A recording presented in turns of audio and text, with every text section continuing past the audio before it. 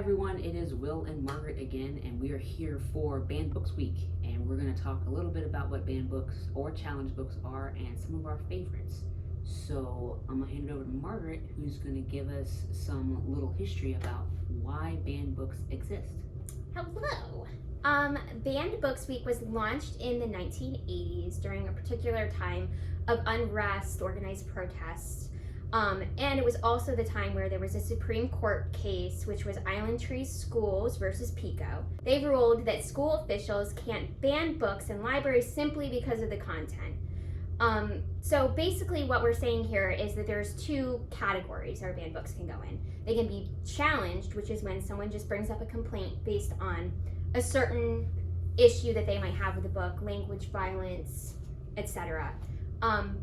Banned books are actually when that book gets removed from institution. And the American Library Association works with libraries and schools and compiles these lists of books that have been challenged, and also advocates and helps libraries and librarians fight for the right of kids and people to read the content that they would like to read. Right, so there's a book out there for everyone. Not every book is for everyone, and that's okay. Right. So the ALA, American Library Association, they do two kinds of lists. They do a top 10 of banned books each year, so the 2019 list is out now, and they also compile a decades list, which is the top 100 where they have banned or challenged books on that list. Which is what we're going to do today. Yeah, we're going to use the list from 2000 to 2009 because this decade's one isn't out yet, and it should be out next year. But if you notice, they have one from 90 to 99, and then 2000 to 2009, and a lot of the books actually stay the same. They overlap. Yeah, so what we did, we're just gonna highlight some of our favorites that we've read off of there. There's a lot more I could go over. I'm sure Margaret can as well. Yeah. And I encourage you to look at the list and see if there's any on there that might actually surprise you that are on that list. It's a wide-ranging list, and there's children's books, there's young adult books, and there's even adult books on these lists. Yeah, so do you want to start or do you want me to start? I will start with this little gem. One of my favorites. I love penguins. I don't know about you guys. Love's not the right word. Enamored. Obsessed. Yeah. So this book here is about two male penguins who long to have a baby chick of their own. This is based on a true story that was in the Central Park Zoo in New York City. And the zookeeper noticed that these two male penguins kept sitting on a rock trying to get it to hatch. And so there was another penguin couple at the same zoo that kept laying more eggs than they could hatch. And so he gave them one of the eggs from that couple, and they sat on it and fostered it and loved it so much, and out popped Tango. So this book is about that true life experience that the zookeeper imparted to the authors here, Justin Richardson and Peter Parnell, illustrated by Henry Cole. It's an adorably illustrated book, and it's just, very, let me get a cute little page for you. The penguins are adorable, look at them. So yeah, so this was one of the ones that was challenged on that list. I have a question. Yes. Do you have a favorite species of penguin? Well, these are chinstrap, but I really like emperors. You like the ones that are like our height? I know, I love them so much because I feel like I could hug them. Giant penguins. Oh, if only one day. So I'm gonna pick one of mine, and this is actually a reprint of Scary Stories to Tell in the Dark. The original cover is a lot darker looking, and this is probably one of the first books towards young kids that's horror. Actually, you could say it's horror. Some of these are pretty creepy as a kid for me. The illustrations in here aren't nearly as, I don't know if you can see this. If you get like the original print, the illustrator for that was a lot darker with the illustrations. Mm-hmm. But it's a series of short, they're almost not even short stories because they're so short in here. Yeah. Each little chapter is its own special horror story, and it's designed to like share, read aloud at like a campfire or something. They did just make a movie out of this, last year? Yeah, you're right. Yeah, Guillermo del Toro actually did the movie, and if you're familiar with his filmmaking style, he's like the perfect person to make some of these monsters come to life. So this might be above. You kind of have to gauge your kid to see how scared they get. I didn't have a problem as a kid. I loved it, but some kids and some adults don't like horror at all. So this one is definitely. I remember someone reading that when I was in like an after-school program, and we sat in this like little dark room, and we all sat around and someone was reading it out loud, and I remember being so scared. But I also think I was really like wrapped up in the story that they were telling too. So it was like one of those like weird moments where you can't look away. Yeah, and they're all cliffhangers. Yeah. You know, there's no like resolution, so they're pretty cool little horror stories for kids. Yeah. So that's a good pick. Okay. My next book here is a juvenile fiction book, Captain Underpants by Dave Pilkey. These are just kind of very fun books, but I believe it's the language in some of these that has people pondering their content. He is very into bathroom language. Yeah, toilet humor.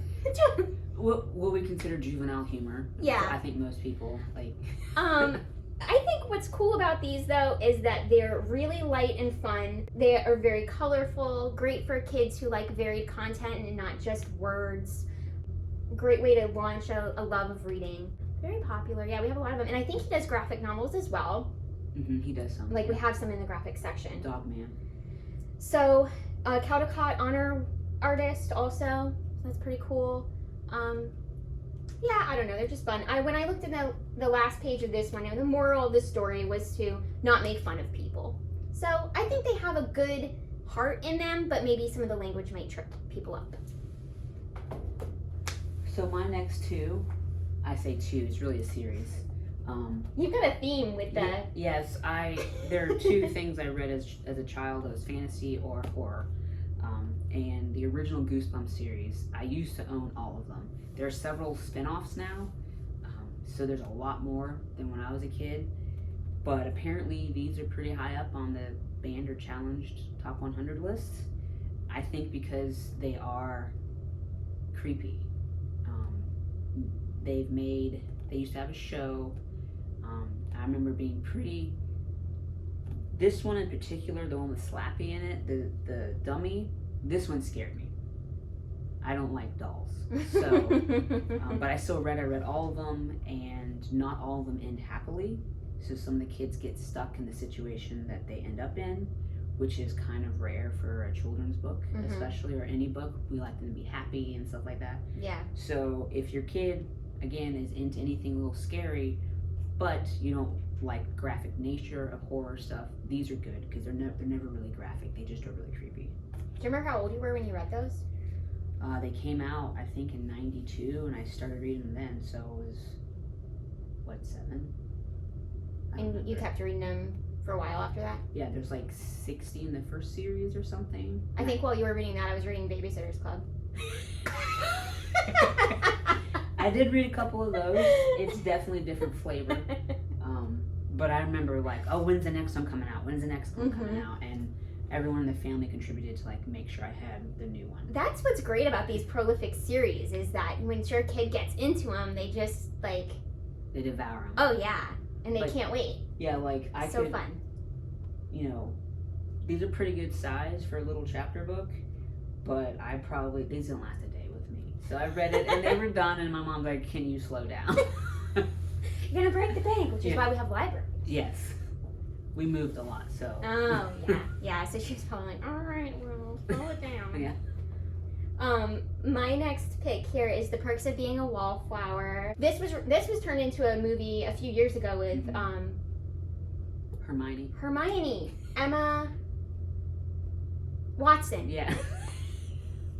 With Emma, the two Potterheads should know. We should know. Emma Watson.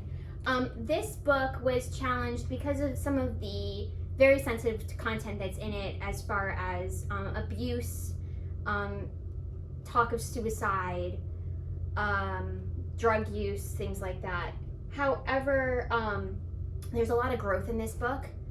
Charlie writes the main character's name is Charlie. He writes in an epistolary format, so it's written like a letter, and all the letter ever says is "Dear friend." And one of the things that resonated with me most about this book is I felt like he was writing to me. Like I felt a connection to him. And I, as the book evolved, so did my empathy and feelings towards Charlie and wanting everything to turn out okay for him. One of the most awesome things about this book, for me, was his relationship that he has with one of his teachers. Mm-hmm. And one of the quotes in here that I just love is the teacher says to him, "Charlie, we get the love that we think we deserve." And this book was just awesome in that respect. It handles these topics, I think, very well. I didn't read this until after I saw the movie. Mm-hmm. I liked the movie so much I went back and read it. And the movie did a pretty good job. Oh, yeah. I agree. And the book is definitely better, like most cases, but the movie is very close. Yeah. It's not like it does it justice. I read the book first and watched the movie, and I loved the movie. I thought it was awesome. Yeah. So I don't tend to like realistic fiction, but this is one of the exceptions. It was really good. What you got next? So I'll save those for last. Later? Okay. So my next pick is an oldie by Carol B. Cooney.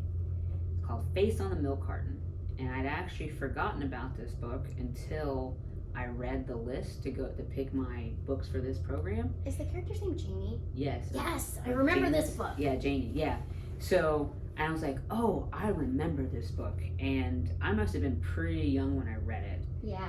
It is about a girl who sees her face on a milk carton. And if those of you remember, in the 80s, and I think maybe a little into the 90s, they used to put kidnapped kids' faces on the back of milk cartons. Mm-hmm. So she sees her face and she starts to think, what if my parents kidnapped me? What if my parents are not my parents? So it was challenged and I think maybe banned in some cases because of the themes of kidnapping, and there's mention of maybe a cult in here. Mm-hmm. It's actually a series now. Yeah. The last one just came out in 2014. Really? I want to think pretty recently. It took her a while to finish. I didn't read the other ones, but wow, this didn't scare me. No, I don't remember being scared by it either. Yeah, it wasn't. We do have this as an e-copy. This one has seen a little bit better days. It was really good. It like as a kid, I knew that you could be kidnapped. Mm-hmm. This never made me scared to be kidnapped. Right. It just brought up like, oh, what if I had a friend this happened to or something like that. So I thought it was pretty well done in a way to highlight that this could happen without being scary because it's a young adult book. So yeah, okay. Yeah, and I think we probably both read that before we were young adults, when we were pretty young. I want to say I read it in elementary, maybe middle school. I don't think I was in middle school. I think it was elementary. Yeah. I read whatever I get my hands on. Yeah. That my yeah, same. Within reason, it's not my mom didn't pay attention. But, yeah. The book fair would come. I'd be like, is this, and this? All right.